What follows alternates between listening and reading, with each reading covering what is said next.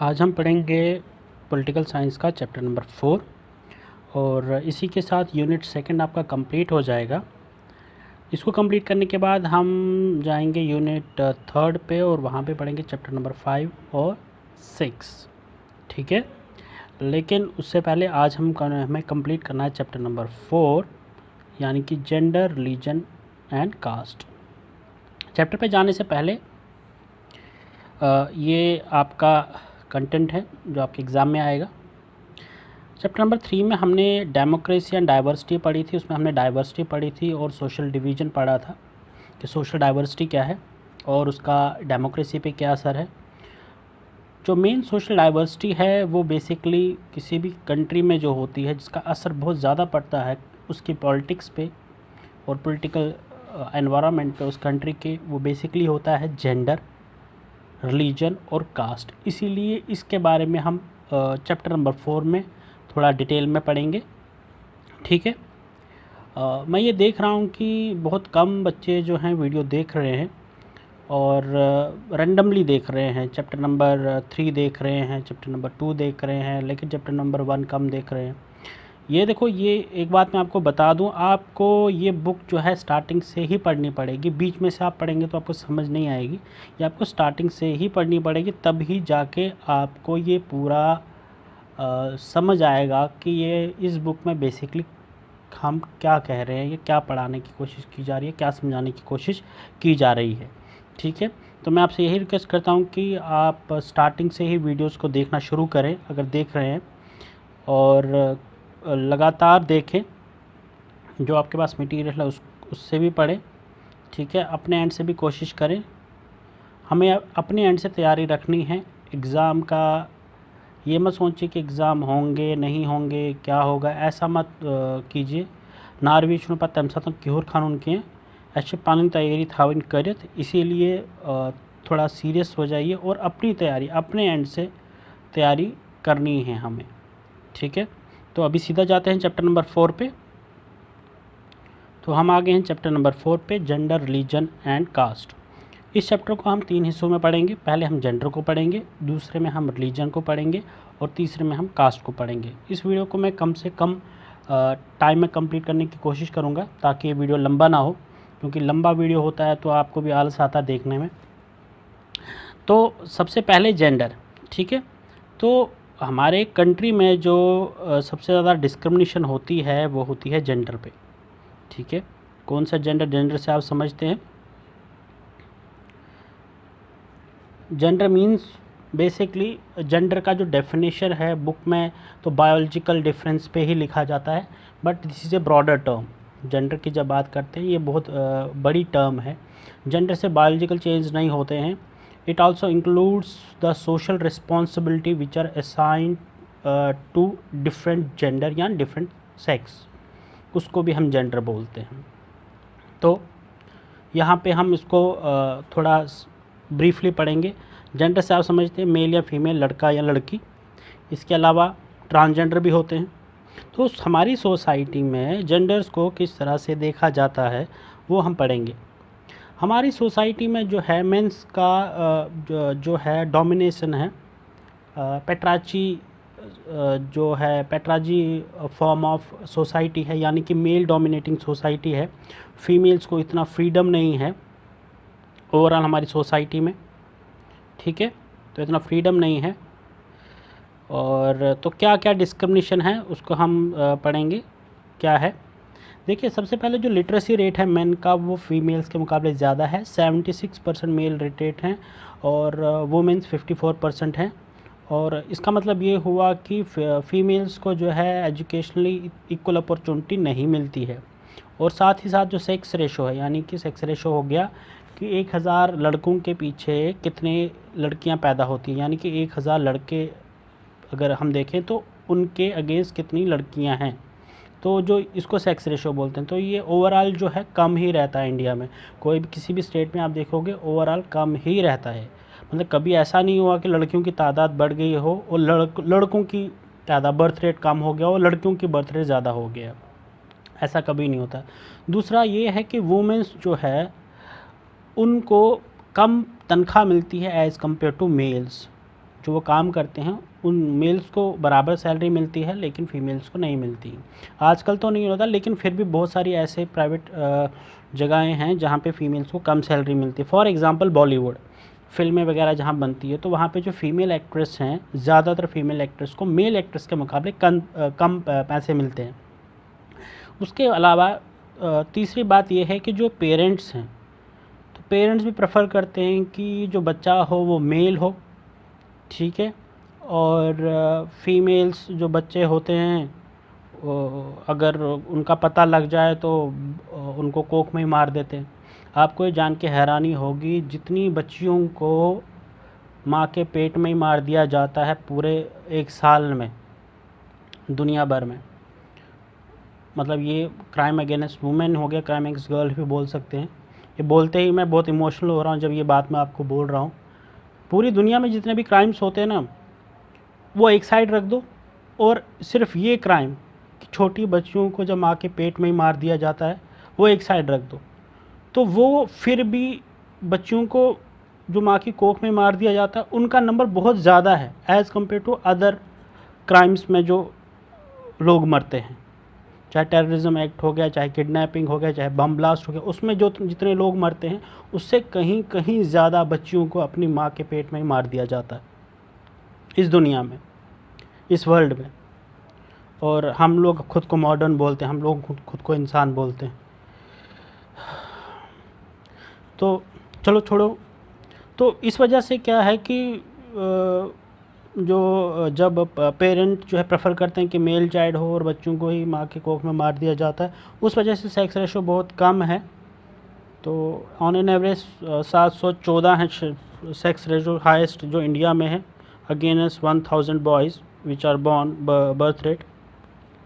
उसके अलावा जो है वुमेंस का एक्सप्लॉयटेशन बहुत होता है, मतलब हैरासमेंट बहुत होती है, घर पे गाली गलौज, मारपीट, अच्छा उनके वर्क प्लेस पे छेड़खानी, बदतमीज़ी, ये सब उनको सहना पड़ता है, ठीक है, ये सब सहना पड़ता है। और हमारी सोसाइटी में ये भी है कि कुछ भी गलत होगा तो हम औरतों को पॉइंट आउट करना शुरू कर देते हैं। हम औरतों को लेके, फीमेल्स को लेके थोड़ा जजमेंटल हो जाते हैं, हम पहले ही जजमेंट पास करना शुरू कर देते हैं। फीमेल्स मेल्स को लेके शायद इतना जजमेंटल नहीं होती हमारी सोसाइटी, लेकिन फ़ीमेल्स को लेके बहुत ज़्यादा जजमेंटल हो जाती है। और ये नहीं है कि उनकी जजमेंटल सिर्फ मेल्स ही करते हैं, इन फीमेल्स ही फीमेल्स को जज करना शुरू कर देती हैं हमारी सोसाइटी में। तो वो भी एक तरह का हरासमेंट ही है। तो वर्क प्लेस पर एक्सप्लॉयटेशन होती है, घर पे उनकी एक्सप्लॉयटेशन होती है। तो ओवरऑल जो है ये डिस्क्रिमिनेशन ही है। उसके अलावा ये है कि उनका जो पॉलिटिकल, अब क्योंकि हम पॉलिटिकल साइंस पढ़ रहे हैं, तो पॉलिटिकल रिप्रेजेंटेशन जो लेजिस्लेचर में है, चाहे वो स्टेट में है चाहे वो सेंटर में है, वो बहुत कम है, ठीक है, वो बहुत ज़्यादा कम है, वो बहुत कम है उनका, ठीक है। तो ये देखो यहाँ पे जो मैंने आपको बोला ये सब यहाँ पे है। इसके अलावा यहाँ पे देख लो चाइल्ड सेक्स रेशो यहाँ पे दिया है, ग्राफ पे यहाँ पे दिया हुआ है। हमारा जम्मू कश्मीर जो है कुछ 33 के हैं कि हम बोलेंगे कि नहीं, वहाँ पे भी कुछ अच्छी पोजीशन नहीं है। सबसे ज़्यादा ख़राब पोजीशन हरियाणा में, हरियाणा दिल्ली वगैरह में जो है, ठीक है, वहाँ पे बहुत ख़राब है। ये जो आपको दिख रही है आपकी बुक में भी है, ये देख लो ये कहाँ कहाँ पे हालत ख़राब है। तो हाँ, तो रिप्रेजेंटेशन भी कम है इनका लेजिस्लेचर में, पार्लियामेंट और स्टेट असेंबली में। तो एक आइडियोलॉजी है जिसमें ये कहते हैं कि जो फीमेल्स हैं उनको जो है बराबर के जो हैं हक मिलने चाहिए, जो कि सही बात भी है। लेकिन ये थोड़ी जो रेडिकल जो है, मतलब रेडिकल सोच है कि नहीं बिल्कुल होना ही होना चाहिए, ये बिल्कुल गलत है। तो उस रेडिकल थिंकिंग को जो बोलते हैं आजकल फेमिनिस्ट बोलते हैं आजकल के लोग, कुछ लोग जो फेमिनिस्ट हो रही हैं। तो फेमिनिस्ट एक आइडिया है जहाँ पे मेल्स और फीमेल्स को जो है बराबरी के हुकूक मिलने चाहिए, राइट्स मिलने चाहिए, ड्यूटी होनी चाहिए। यानी कि उनका ये मतलब है कि सोसाइटी में, फेमिनिस्ट में क्या है, फेमिनिज़म में क्या है कि सोसाइटी में आप किसी भी काम को, लेबर को ये नहीं देख सकता कि ये काम मर्दस खतरे, ये काम जनानन खतरे, ऐसा नहीं होना चाहिए, ठीक है। ये डिवीज़न है, यही है जेंडराइजेशन बोल सकते हैं आप इसको। जो मैं आपको बोल रहा था, जेंडर एक बड़ी ब्रॉडर टर्म है कि हम काम को अक्सर देखते हैं कि ना ये मर्द करन या ये काम जनान करन या ये मर्द काम तो ये जनान काम। काम काम होता है, ठीक है। अब जैसे मैं आपको बताता हूँ, जैसे बात रानोन या खाना बनाने का काम हमारे घरों में ज़्यादातर जो है औरतें करती हैं, ठीक है। इसने मर्द काम इवन मानने के हैं, लेकिन यम साथ खानदार आसान तहत कुछ आसान रहना तो वाज रहना आसान वाज रहना सुछा मर्द आसान के जनान मोइन, वो बेसिकली मेल होता है, मेल ही है, ठीक है ना। लेकिन उस टाइम उसको उस लेबर के लिए पैसे मिलते, तो यानी कि मेल्स वो सारा वही काम करते हैं जो फीमेल्स करती हैं घरों में, लेकिन वो तब करते हैं जब उनको उसके लिए पैसे मिलते हैं। और हमारे घरों में फीमेल जो है ये काम करती हैं उनको पैसे उस चीज़ के नहीं मिलते हैं। तो ऐसा नहीं है कि कोई काम मेल्स के लिए बना है या कोई काम फीमेल्स के लिए बना है, ऐसा कुछ नहीं है, सोच ही गलत है, ठीक है।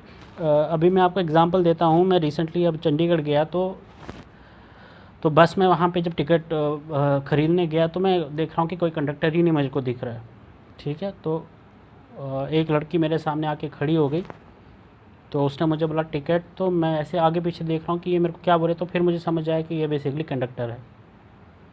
तो हैरानी भी हुआ, अच्छा भी लगा कि हम मोस्टली सोचते हैं कंडक्टर का काम जो है बेसिकली मेल करते हैं, ऐसा नहीं है। ये सिर्फ एक थिंकिंग रखी है हमने कि ये जो है फीमेल्स, ये सिर्फ मेल्स करेंगे, फीमेल्स नहीं करेंगे। तो फैमिली सोच यही है कि कोई भी काम जो है, लेबर जो है, आप जेंडर डिस्क्रिमिनेशन नहीं होना चाहिए, ठीक है। It should be open for all irrespective of gender. ये तो आपकी बुक में सिर्फ मेल्स और फीमेल्स का दिया गया है, यहाँ पे इसके बारे में बात की गई है। लेकिन इसके अलावा एक और जेंडर है जिसको हम ट्रांसजेंडर बोलते हैं, उसके साथ तो इस बहुत ज़्यादा डिस्क्रिमिनेशन होती है। आपकी बुक में वो चीज़ कवर ही नहीं की गई है कि उनके साथ क्या क्या डिस्क्रिमिनेशन होती है। ट्रांसजेंडर के साथ तो बहुत ज़्यादा डिस्क्रिमिनेशन होती है, सोशली, मेंटली। इवन कभी हमें गाड़ी में कोई ट्रांसजेंडर दिख जाए तो हम तो ऐसे अवॉइड करते हैं, अच्छी तित पर बिहेव करन कि ये गैस ऐसा वो छुनते, ठीक है। या तो लोग मजाक बनाना शुरू कर देते हैं, ठीक है। तो उनका मजाक बनाना शुरू कर दें, तो उनके साथ भी बहुत ज़्यादा डिस्क्रिमिनेशन हो रही है। उनको भी रिप्रेजेंटेशन मिलना चाहिए, पॉलिटिकल रिप्रेजेंटेशन उनको भी मिलना चाहिए। जैसे कि फीमेल्स को रिजर्वेशन है या पॉलिटिकल जो है उनको रिप्रेजेंटेशन अब दिया जा रहा है, बहुत सारी स्कीम्स हैं, वैसे ही ट्रांसजेंडर्स के साथ भी होना चाहिए। ये आपकी बुक में नहीं है, मैं खुद से बोल रहा हूँ। अब जो है ये फीमेल डिस्क्रिमिनेशन है, तो इसके लिए क्या क्या स्टेप लिए गए हैं गवर्नमेंट की तरफ से, ठीक है, क्या क्या स्टेप लिए गए हैं, तो ये हमको समझना है यहाँ पे। अब देखिए क्या क्या स्टेप लिए गए हैं। आपकी बुक में कहाँ पे है, यहाँ पे, हाँ ये है, ठीक है। अच्छा, ये मैं जो आपको बोला था, हाँ ये है आपकी बुक पे। सबसे पहले तो गवर्नमेंट बहुत सारे प्रोग्राम लॉन्च किए हैं, जैसे आपको मालूम होगा लाडली बेटी स्कीम है, बेटी बचाओ बेटी पढ़ाओ है, गर्ल एजुकेशन के लिए है। इसके अलावा स्कॉलरशिप दी जाती है आपको, तो गवर्नमेंट की तरफ से वो स्टेप दिए गए हैं ताकि इस करके लिए कि जो गर्ल्स हैं पेरेंट्स को ये ना लगे कि ये बोझ हो गई। ज़्यादातर पेरेंट्स को यही लगता, बोलते नहीं है लेकिन कभी ना कभी उनके मुँह से निकल ही जाता है, ठीक है। तो ये गवर्नमेंट ने स्कीमें लॉन्च की हैं, बेटी बढ़ाओ बेटी बचाओ, लाडली बेटी। इवन आजकल जम्मू कश्मीर सरकार में क्या है कि सोशल वेलफेयर डिपार्टमेंट शादी के लिए भी फाइनेंशियल एड देता है उन परिवार को, इन फैमिलीज़ को जो अपने बच्चियों की शादी करवाना चाहते हैं और उनको फाइनेंशियल एड की ज़रूरत है।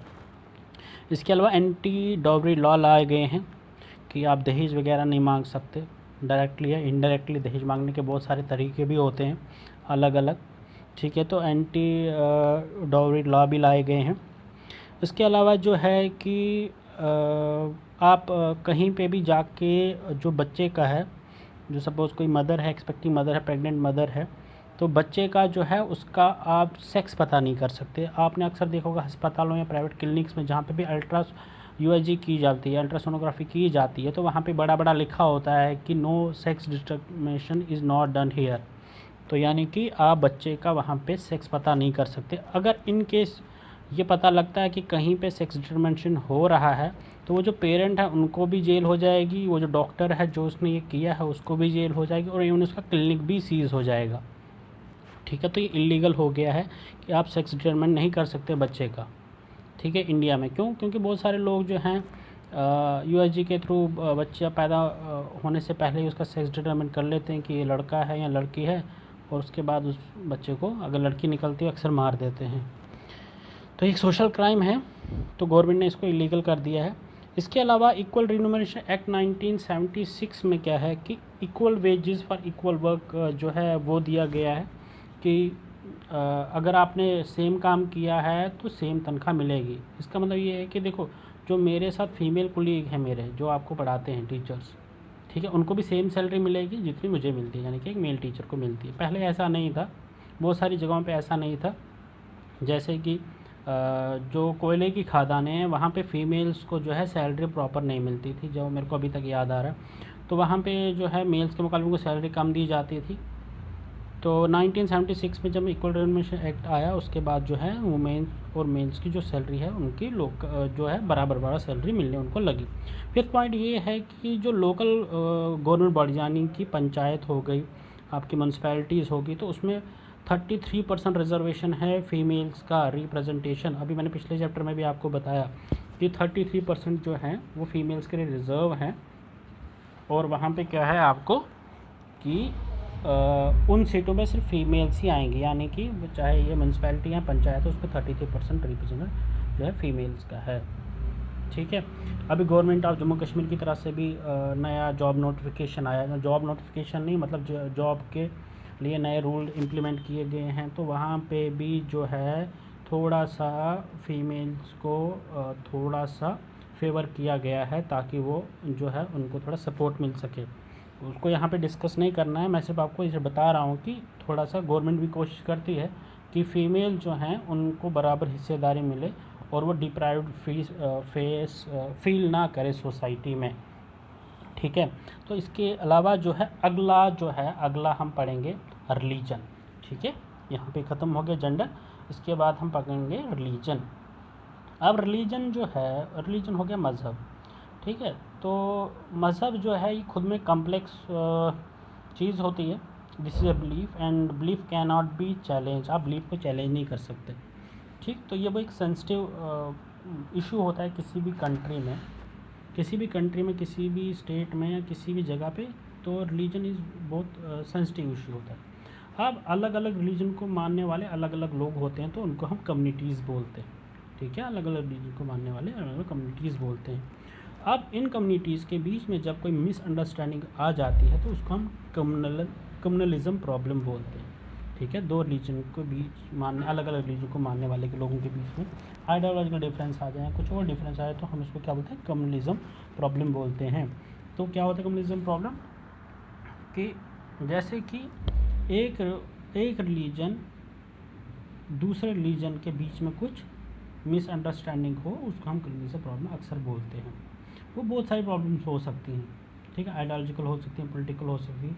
तो क्या प्रॉब्लम्स होती हैं उसके बारे में हम पढ़ेंगे अभी। इसके बारे में आपने ऑलरेडी पढ़ चुके हो, मतलब एग्जाम्पल आप ऑलरेडी पढ़ चुके हैं कहाँ पे, श्रीलंका में, जहाँ पे मेजॉरिटी या बुद्धिस्ट जो है, जो माइनॉरिटी मुस्लिम्स और हिंदू थे वहाँ पे, ठीक है, उनके साथ डिस्क्रिमिनेट कर रहे थे, जिसकी वजह से वहाँ पे सिविल वॉर हुआ था।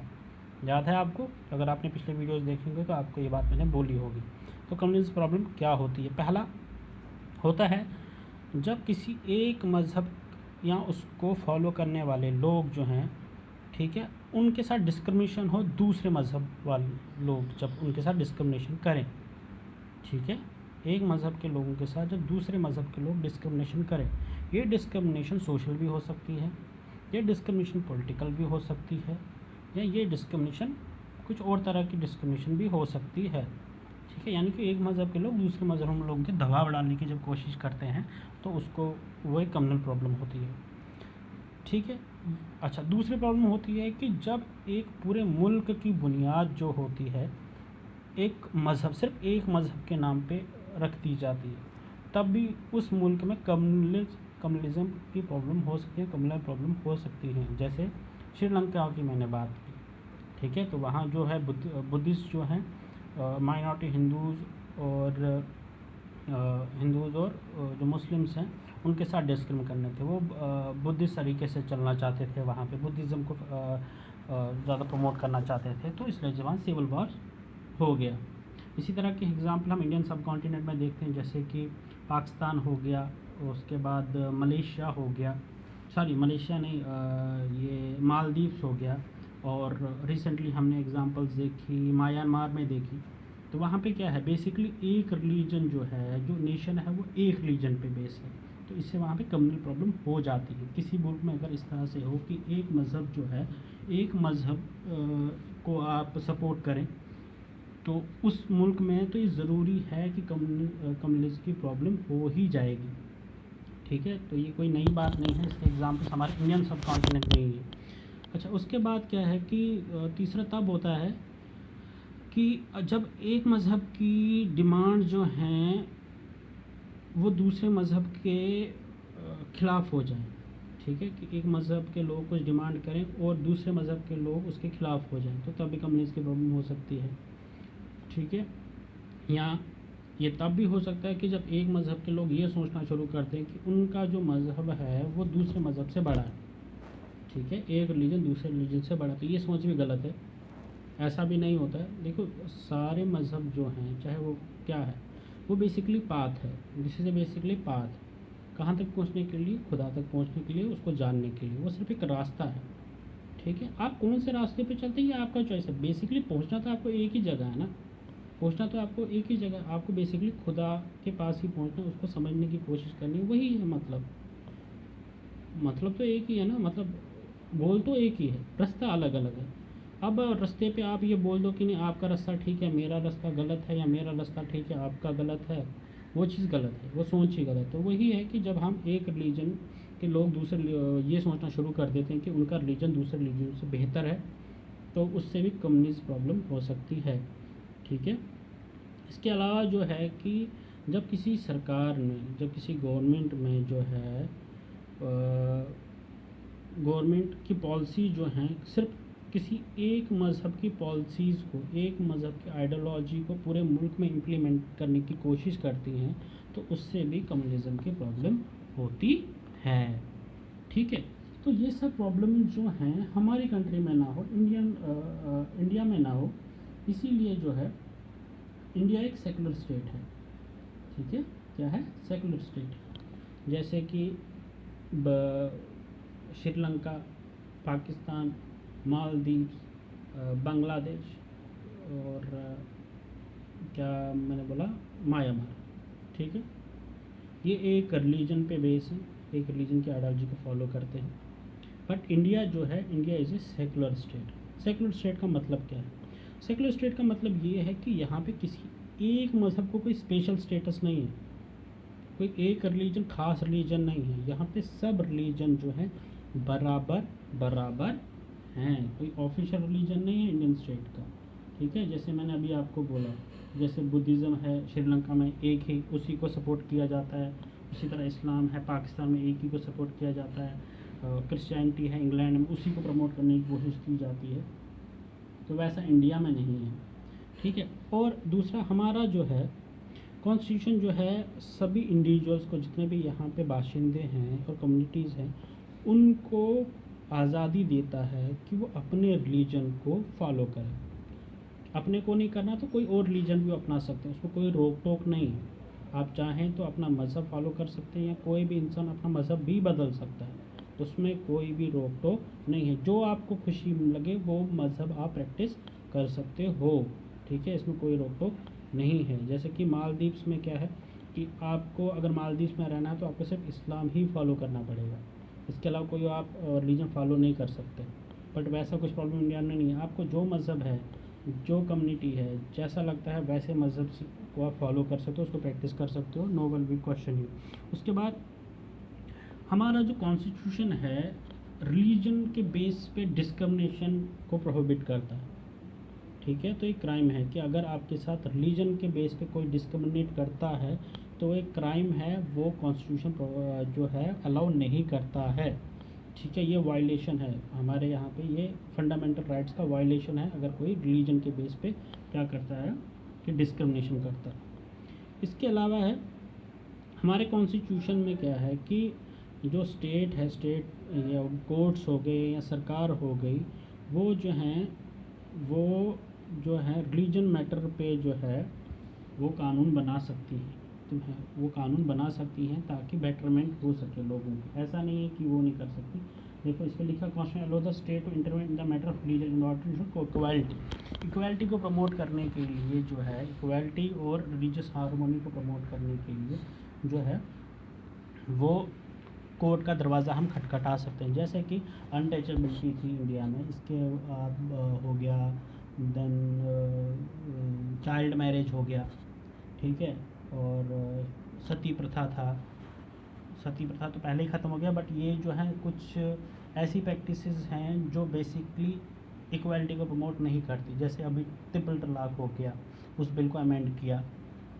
तो वो चीज़ें, वो प्रैक्टिसें जो अनइक्वालिटी को प्रमोट करती हैं, उस पे जो है स्टेट जो है इंटरवेन, या कोर्ट जो है वो इंटरवेन कर सकता है। सरकार उस पर कानून बना सकती है, ठीक है, ताकि उनमें यूनिटी और कम्युनल हार्मनी बनी रहे। इसके बाद हम पढ़ने वाले हैं कास्ट एंड पॉलिटिक्स को। इंडिया में सबसे ज़्यादा अगर पॉलिटिक्स और लोग लड़ते झगड़ते हैं वो कास्ट पे है। आपको जान के हैरानी होगी, ना कि जेंडर डिस्क्रिमिनेशन पे और ना ही रिलीजन पे इतनी ज़्यादा दंगे होते हैं कि जितने ज़्यादा किस पे होते हैं, कास्ट पे। और जितना ज़्यादा कास्ट जो है पॉलिटिक्स में इन्वॉल्व है।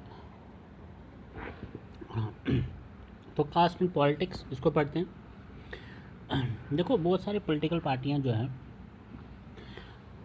वो इस चीज़ से वाकिफ़ हैं कि इंडिया में जो कास्ट का डिस्ट्रीब्यूशन है वो बहुत ज़्यादा है। लोअर कास्ट के लोग ज़्यादा हैं इंडिया में as compare to upper caste के लोग। तो इसलिए कास्ट जो है ये एक बेहतर वोट बैंक बन जाता है जब भी इलेक्शन की बात होती है। तो इसीलिए कास्ट बेस बहुत सारी जो हैं पॉलिटिकल पार्टियां बनती हैं और इन पे पॉलिटिक्स की जाती है। मैंने आपको पिछले एक वीडियो में भी बताया था, जैसे कि एग्जांपल मैंने वो बताया था बहुजन समाज पार्टी। बहुजन हो गया शेड्यूल कास्ट, शेड्यूल ट्राइब। तो ये जिसको हम बोलते हैं कास्ट बेस्ड पॉलिटिक्स को बहुत ज़्यादा खेला जाता है। अब पॉलिटिकल पार्टी करती क्या है उसको समझते हैं, ठीक है। देखो पार्टी जो है नॉमिनेट करती हैं कैंडिडेट को जो होता है उस which belong to the caste of majority in the religion. यानी कि वो इस तरह का कैंडिडेट खड़ा करती हैं जो उस रिलीजन जहाँ पे इलेक्शन हो रहे हैं उस रिलीजन में जो जिस कास्ट का रिलीजन बोल रहा हूँ, जिस कास्ट के लोग ज़्यादा हों उस कास्ट का ही कैंडिडेट खड़ा कर देती हैं ताकि क्या मिल सके, वोट मिल सके, ठीक है। और साथ ही साथ ये भी करती हैं जब सरकार बनती है तो पार्टीज़ क्या करती हैं कि हर कास्ट के जो रिप्रेजेंटेटिव है उनको जो है गवर्नमेंट ने जगह देती है ताकि हर कास्ट के लोगों को खुश कर रख सके और उनका वोट बैंक बना रह सके, ठीक है। इस तरह इसके अलावा क्या होता है कि जो party and candidates appeal to caste sentiments to gain support, ठीक है। तो कैंडिडेट्स जो हैं,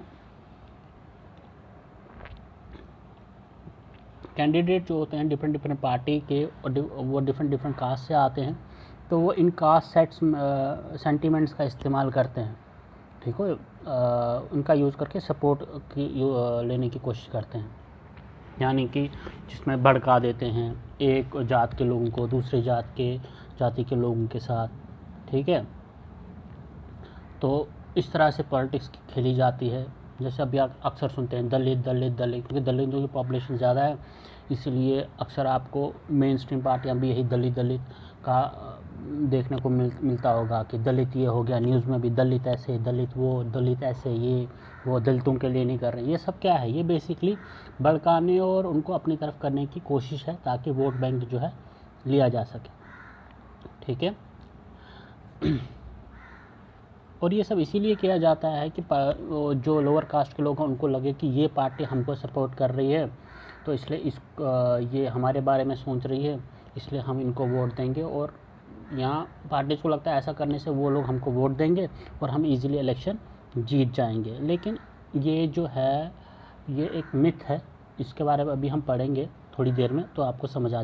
अब ये आपको मैंने बता दिया अभी तक कि एक पॉलिटिकल पार्टीज ये कास्ट सिस्टम को किस तरह से देखती हैं। अब वो कहाँ पे फंसती हैं या कहाँ पे उनका लिमिटेशन है कि ये जो कास्ट डाइवर्सिटी है यहाँ पे इंडिया में, ये कहाँ कहाँ पे उनके आड़े आ जाती है या किस तरह से लोग जो है ये कास्ट पॉलिटिक्स को चलने नहीं दे दें। सबसे पहला पॉइंट ये है कि इंडिया में ऐसी कोई कॉन्स्टिट्यूशन नहीं है जहाँ पे एक ही कास्ट के लोग जो है एक ही कास्ट के लोग हैं या पूरी पूरी कॉन्स्टिट्यूशन में अकई ज़रूर से लोग खास हैं, ऐसा हो ही नहीं सकता। हर कॉन्स्टिट्यूशन में अलग अलग कास्ट के लोग होते हैं, एक ही कास्ट के लोग तो होगा ही नहीं। ऐसा तो नहीं है कि सपोज कोई हायर कास्ट का होगा तब पूरे इलाकस मज़ी आसम पूरे, ऐसा कभी नहीं हो सकता। तो इसीलिए ये तो ऐसा हो ही नहीं सकता। जब ऐसा होगा नहीं तो ऐसे में क्या होता है कि जो कैंडिडेट होता है उसको आइडियल होना चाहिए, ताकि वो दूसरी जो कास्ट हैं उस कॉन्स्टिट्यूंसी में उनका सपोर्ट भी उसको मिल सके। मतलब जान कैंडिडेट के आंसू, ठीक है, जिसको बाकी कास्ट के लोग भी सपोर्ट करें तब वो बाकी वोट भी ले सकता है।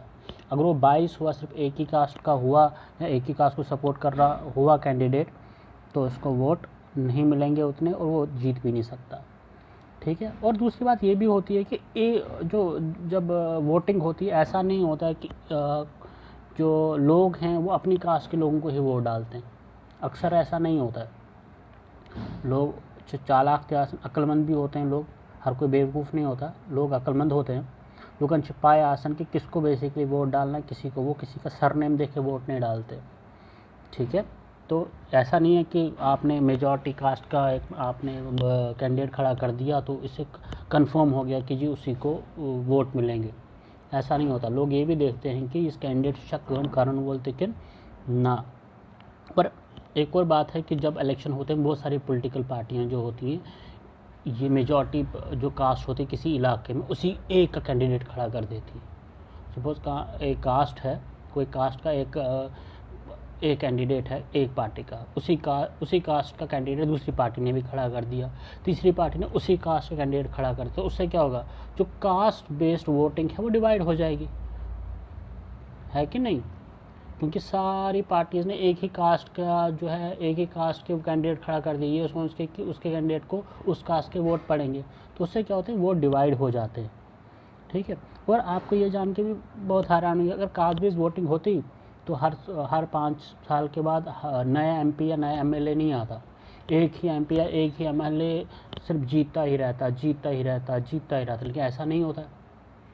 एमएलए एमपी हारते हैं, ठीक है, उनकी जगह दूसरे लोग आते हैं, दूसरी जात के लोग आते हैं, ठीक है, अलग अलग एमपी अलग अलग एमएलए आते हैं। तो इससे ये बात पता लगती है कि लोग इतने बेवकूफ़ नहीं हैं कि कास्ट बेस्ड वोटिंग करते हैं।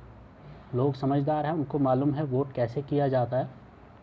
और इन जो बेवकूफ़ाना ये पॉलिटिकल गेम्स खेली जाती हैं पॉलिटिकल पार्टियों द्वारा, ताकि आप कास्ट बेस्ड वोटिंग करो, लोगों को ये भी चीज़ें समझ आती हैं। तो वोट उसी को डालते हैं लोग, जो लोग जो है काम करते हैं, जो प्रॉपरली ग्राउंड पे काम करते हैं। अब इसके बाद हम पढ़ेंगे पॉलिटिक्स इन कास्ट, ठीक है। कास्ट में भी पॉलिटिक्स होती है, जैसे कि पॉलिटिकल पार्टी को ये मालूम है कि कास्ट बेस्ड जो होती हैं वो वोटिंग्स बहुत होती हैं, उससे वोट बैंक बहुत अच्छा बनता है। तो वोट बैंक बनाने के लिए क्या किया जाता है कि ये जो अलग अलग कास्ट के जो लोग होते हैं कभी कभार ये ग्रुप भी बना लेते हैं, ठीक है। मतलब एक कास्ट में सब कास्ट होती हैं, आपको मालूम है, आपकी जो है सब कास्ट से आसन, तो ये सब कास्ट के क्या कर लेते हैं, इनसे ग्रुप बनावन, और ग्रुप बना के ये क्या कर देते हैं, अलग अलग ग्रुप्स बना देते हैं, ताकि क्या है कि अपना रिप्रेजेंटेशन ही ज़्यादा कर सके ना, ये बोल लो कि अपना जो रिप्रेजेंटेशन है या अपना सपोर्ट जो है मजबूत कर सके, ठीक है। तो इससे क्या है कि बहुत सारे ग्रुप्स बन जाते हैं, जैसे कि फॉरवर्ड ग्रुप हो गया, बैकवर्ड कास्ट ग्रुप हो गया, ठीक है। जैसे आपने देखा होगा ओबीसी, देखा होगा ओबीसी, इसमें बहुत सारी कास्ट आती हैं, तो ये सब चीज़ें होती हैं। अब इसका सलूशन क्या है, ये कास्ट सिस्टम जो है ये बेसिकली है तो है ये इंडियन पॉलिटिक्स में तो है, मगर इसका सलूशन क्या है, कोई ना कोई सलूशन तो होगा ना, क्योंकि लोग अगर कास्ट में पड़े रहेंगे तो मुल्क की डेवलपमेंट तो होगी नहीं। तो इसका सलूशन क्या है, देखो सलूशन क्या है, सबसे पहला सलूशन है कि इकोनॉमिकल डेवलपमेंट कर लो, ठीक है, रोज़गार दे दो, इकोनॉमिकल डेवलपमेंट है। जब इकोनॉमिकल डेवलपमेंट होगी तो लोग जो हैं इस कास्ट सिस्टम से निकलते हैं बाहर की तरफ। दूसरा अर्बनाइजेशन करो इलाकों की, क्योंकि कास्ट सिस्टम ज़्यादा प्रिवेलिंग होता है गाँव में, जो रूरल इलाके होते हैं वहाँ पे ज़्यादा बात की जाती है। इवन मैं तो ये देख के भी हैरान हो गया कहीं कहीं पे, जब मैं एनसीआर में था कि लोग फ़ोन पे बात करते हैं, मतलब किसी अनजान से बात कर रहे हैं तो सबसे पहले पूछते हैं कि आप कौन होते हो। तो पहले तो मुझको समझ नहीं आया कि व्हाट डज दिस लफ्ज़ मीन, आप कौन होते हो। तो एक दो बार जब मैंने लफ्ज़ सुना तो फिर मुझे समझ आया बेसिकली कि ये तरीका है ये पूछने का कि आपकी जात क्या है। ठीक है, तो ये एक तरीका है पूछने का कि आप कौन होते हो, कि आप बताओ कि आपका कास्ट क्या है। तो ये कास्टिज़म से इतना ज़्यादा हम अटैच्ड हैं, पता नहीं क्यों अटैच्ड हैं इस सिस्टम से, कि लोगों को लगता है कि सिर्फ कास्ट से हम किसी इंसान की फितरत, उसके दिमाग पढ़ लेंगे। जैसे अगर इसकी कास्ट पता लग जाएगी तो हमें शायद इसका पूरा बैकग्राउंड पता लग जाएगा।